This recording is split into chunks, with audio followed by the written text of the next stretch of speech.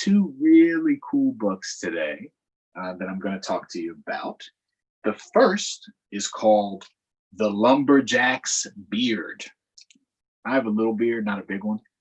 His is quite a bit bigger. So we're going to read about the lumberjack's beard. And this is written and illustrated by Duncan Beatty. And thank you to the folks at Candlewick Press for letting us use that. Our second book is called The Snail and the Whale. And this is written by Julia Donaldson and illustrated by Alex Scheffler and used with the permission of Dial Books for young readers. So The Snail and the Whale. And I have not read either of these books ever, so I'm very excited to see what they're all about. Of course, can you please help me say hello to our good friend, Mr. Mortimer the monkey? Hello, everybody. How are you? They're doing pretty well. This is Wednesday. It's hot. It's summer. He always gets a little jealous when we do a book about another animal, so we got to give him a little extra love. So it's good to see you guys. We're going to sing our welcome song, and then we'll get into our books, and then I'll tell you a little bit about what's going to happen on our Friday episode, which is going to be very cool. You don't want to miss. And then we'll go from there. Maybe we'll have a couple of announcements. As always, if there's any shout outs, type into the message, and I will say hi to you the next time we're live, okay? Really good to see everybody. All right, here we go. Our welcome song. We clap and sing hello. We clap and sing hello. With our friends at Storytime. We clap and sing hello.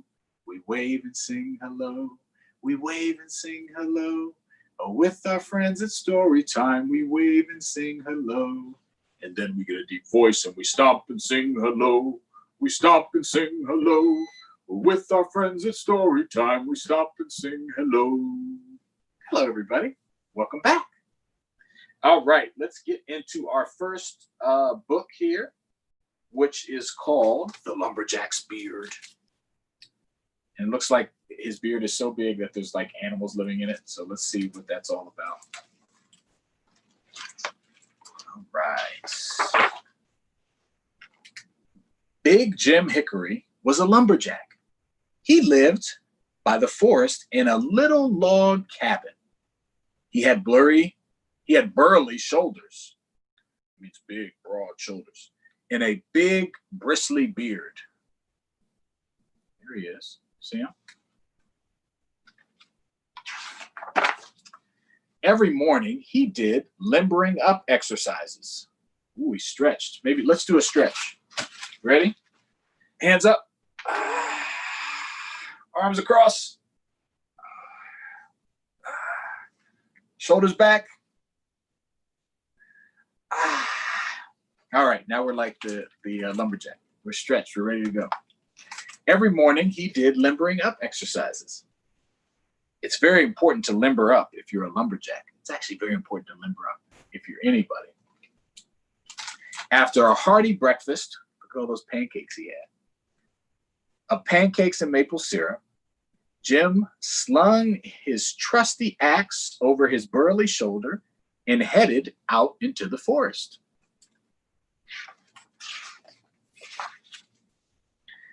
Choppity chop chop went Jim's axe. Timber! He shouted, echoing through the valley as he felled tree after tree after tree. He's cutting down trees so they could be used to make houses and things like that. Oh no, it's a lot of trees. After a long day of swinging, whacking, cleaving, and hacking, Jim headed back to his cabin. Bet he was tired.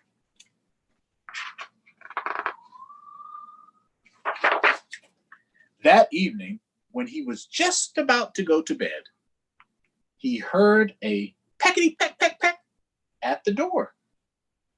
Jim looked down to see a small and very angry bird. I had just built a new nest in my tree, said the bird, and you chopped it down. Jim scratched his chin. Then he had an idea. I suppose you could move into my beard, he said. Very well then, said the bird, and in it flew. Oh my goodness. I wouldn't want a bird living in my beard. Anyone ever seen a bird nest kind of form outside? They were treating his beard like a bird nest. The next morning, Jim woke up earlier than usual due to the birds chirping at the crack of dawn. Chirp, chirp, chirp, chirp, chirp. He did his limbering up exercises, got dressed, and ate his breakfast with a little help from the new tenant in his beard. I think the bird ate some too. Jim's next job was to strip all the branches and leaves from the tree trunks and burn them in a big bonfire. After a long day of chopping, snapping, burning, and cracking, Jim trudged back to his cabin for a well-deserved rest. I think he displaced someone else. No sooner had he put away his axe than he heard a noise at the door. Scratch, scratchity, scratch, scratch. He looked down to see a very angry porcupine. I needed those leaves and pine needles to make a cozy shelter, but you burned them. Where am I going to live now? Snapped the porcupine. Jim thought and scratched his chin. Well, he said, I suppose you could move into my beard. He bent down and the porcupine crawled in. Now he's got what? A bird and a porcupine in his beard? The next morning, Jim woke up even earlier and attempted to do his limbering up exercises. He looked in the mirror and scratched his chin. Yowie, he said. He got porcupine quills, the little pointers, in his fingers. He tried to eat his breakfast, but lost his appetite when he noticed bird poop on his shirt. Oh no, yucky.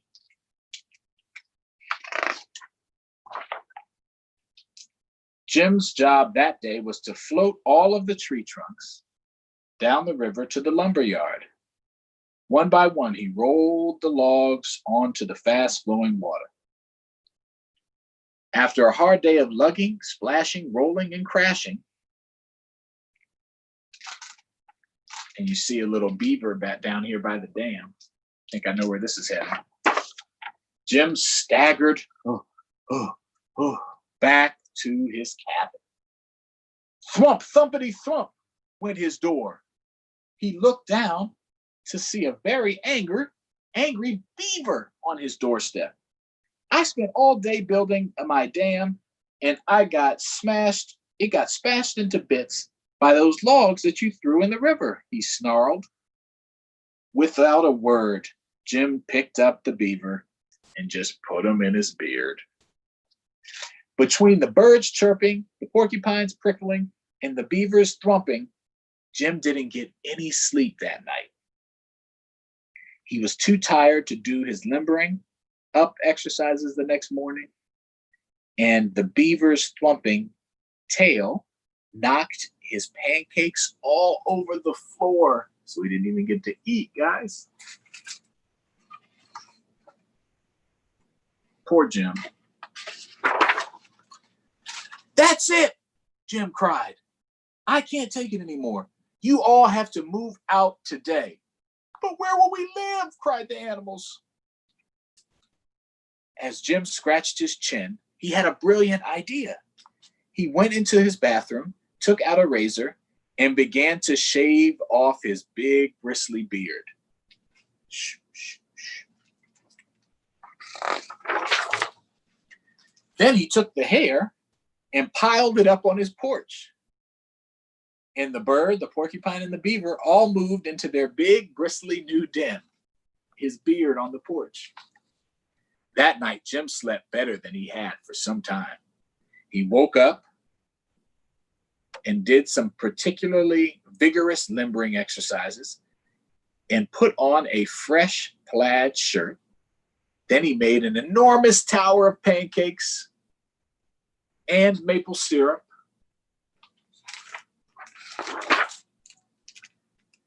Jim looked out the window at the bare ground where the forest used to be and scratched his now stubby chin.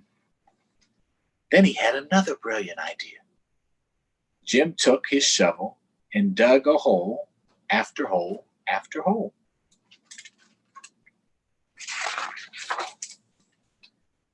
And planted tree after tree after tree. That's very nice. Got to replace the trees that we take home.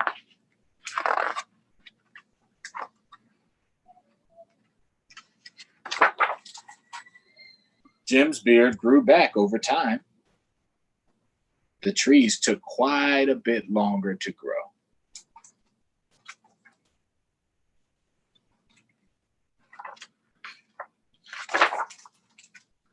But it was worth the wait. He's reading a book about planting trees. The end. Very cool. That was funny and environmentally friendly. Nice picture of the trees on the back. All right.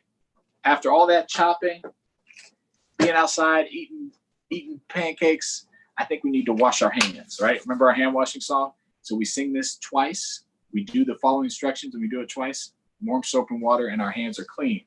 And remember, we're doing this to keep germs from spreading and to keep safe. And remember, we always wear our face masks, our coverings when we go out, and we put it over our chin and our nose. Okay, not like this, but like this, not like this, right? That's how we wear it when you go outside, and keep social distancing, all right? But the washing the hands is very important. So here we go. Tops and bottoms,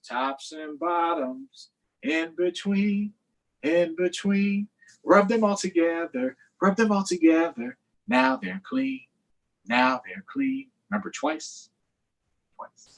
Tops and bottoms, in between, rub them all together, scrub them all together, now they're clean, clean hands. All right. Our next book here, and I'm going to see if there's anybody who has joined us online that wants me to say hi, because I haven't done a live shout out in a while. So let's see who's here. Then we're going to read our next book, The Snail and the Whale. We'll see what that's all about. Okay, it looks like we do have some people. Good morning, Audrey, Christian. Good to see you. Thanks for joining, as always. You are one of our very reliable guests. And you said hi to Mr. Motormore, or you call him Mr. Momo. Thank you. All right, The Snail and the Whale. Our next book for today. And I know a lot of you watch this after the fact, which is okay too. I'll still say hi to you if you post. All right.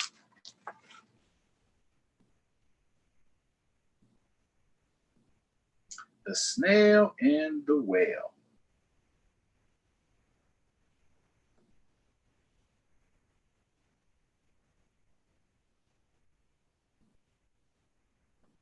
This is Henry from Rockville. You're going to a picnic. All right. Hi, Henry. You guys can watch it later. It'll be up. All right. This is the tale of a tiny snail and a great big gray blue humpback whale. Oh, I think we might have a rhyming book, which you know we love. This is a rock as black as soot, and this is a snail with an itchy foot. The sea snail slithered all over the rock and gazed at the sea and the ships in the dock.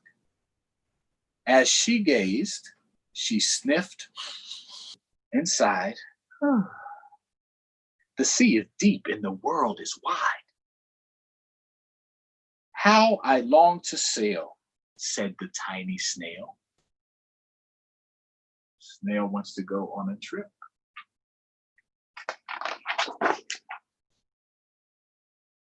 This is the whale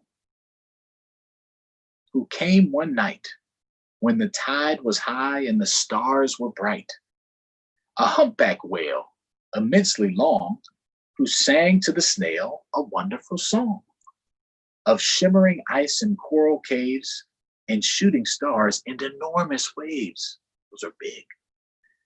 And this is the tail of the humpback whale.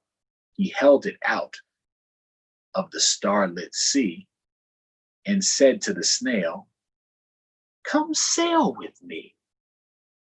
See his big tail there? The snail just grabbed on. This is the sea, so wild and free, that carried the whale and the snail on his tail to towering icebergs and far off lands.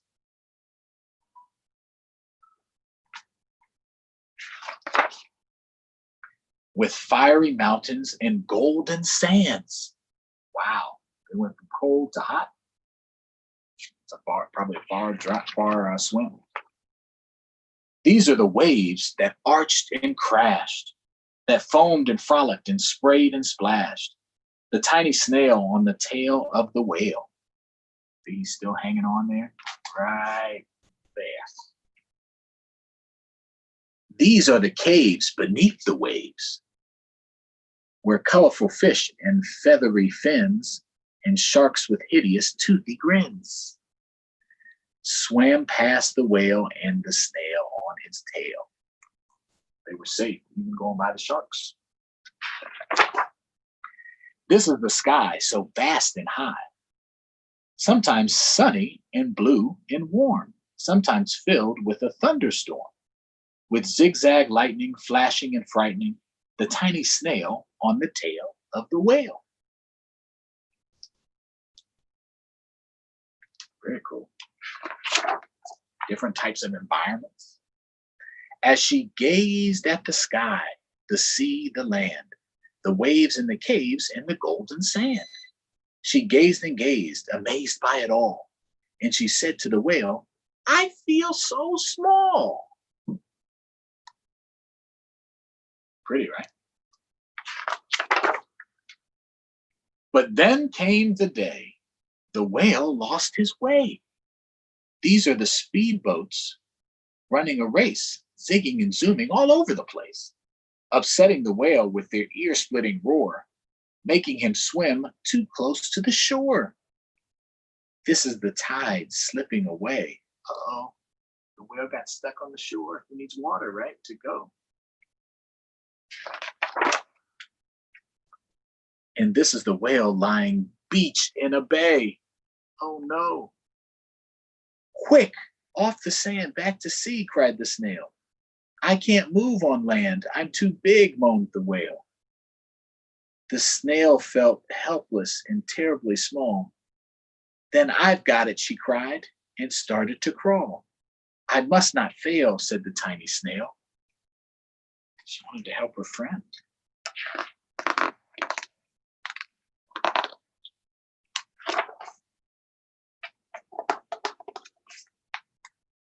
This is the bell on the school in the bay, ringing the children in from their play. This is the teacher holding her chalk, telling the class, "Sit straight, don't talk." This is the board, as black as soot, and this is the snail with the itchy foot. And he wrote on the board, a snail, the teacher turns pale. "Look," says the children, "it's leaving a trail."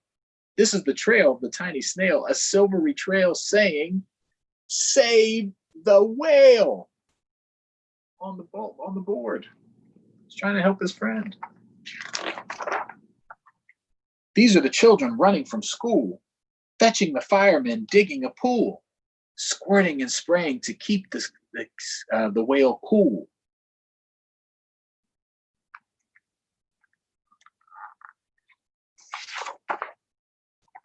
This is the tide coming into the bay, and these are the villagers shouting hooray as the whale and the snail travel safely away. Yay, they dug out so water could come up and get them, you could get out. Back to the dock and the flock on the rock, who said, "How time's flown, and haven't you grown?" And the whale and the snail told their wonderful tale of shimmering ice and coral caves and shooting stars and enormous waves, and of how the snail, so small and frail, with her looping, curling, slivery trail, saved the life of the humpback whale. Then the humpback whale held out its tail, and on crawled snail after snail after snail. All the snails are hanging out now. And they sang to the sea as they all set sail on the tail of the gray, blue humpback whale. Pretty sky too, right? The end. Very cool. That was a very good story about even if you're really teeny, you can do things that help people who are really big, right? So everyone can make a difference. And it was about the environment and how we need to protect our environment and build trees. So that was good too. All right. So who else do we have here? Dave Hondowitz, Todd Cranford, my mom. Good to see you guys. Thanks for watching. And like I said, this will be posted. And on Friday, we have a really cool episode that is going to premiere on Friday at 11:30. My colleague, Councilmember Nancy Navarro, who I've worked with on many things on the county council, working to help people. She's going to be reading one of her favorite books that she used to read her kids. And I will be reading another fun book too. So tune in a little, and it'll be some of it there's a little bit of bilingual activity. It'll be a little bit in Spanish and then most in English, but it'll be fun. So check it out and let me know what you think. And as always, if you have anyone that you want me to say hi to, type it in and I'll say hi when we're back next week on Wednesday. All right. So have a great weekend. Tune in Friday for that episode that we pre-taped. It'll air on 11:30 on Friday. And whoever types me messages between Wednesday and Friday, I will respond to next week. All right. All right. You ready, Mr. Mortimer? We're going to say bye to everybody. Remember. Oh, our sign fell. Wear your mask. Okay. He's going to show you how. Above the nose, right? You go outside, above the nose. Remember? Okay. I'm going to keep it on for our song. We clap and sing goodbye. We clap and sing goodbye. With our friends, it's story time. We clap and sing goodbye. We wave and sing goodbye. We wave and sing goodbye. With our friends, it's story time. We wave and sing goodbye. Bye, everybody. I'll see you next week. Tune in on Friday.